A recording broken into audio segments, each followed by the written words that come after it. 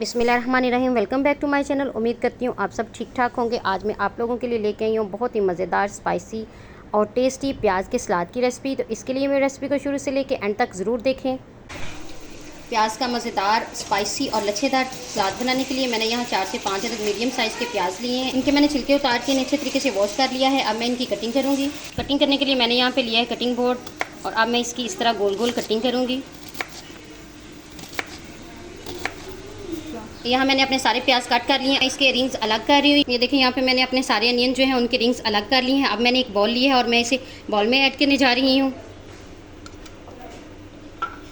Add करने के बाद मैं इसमें ऐड करूँगी, मेरे पास है बारीक कट किया हुआ पुदीना थोड़ा सा, साथ ही मेरे पास है कट किया हुआ सब्ज़ धनिया।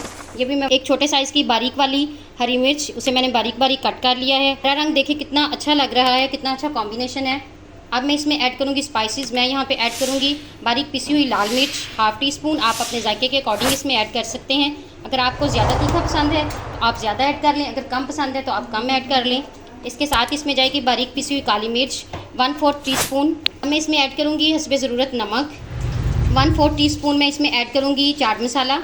अब लास्ट में मैं इसमें ऐड करूँगी 1 नींबू का रस, जिससे जो इसमें मैंने स्पाइसेस ऐड किए हैं उनका तीखापन भी कम हो जाएगा और ये बहुत मज़े का टेस्ट देगा। तमाम चीज़ें ऐड करने के बाद मैं इसे अच्छे तरीके से मिक्स कर रही हूँ।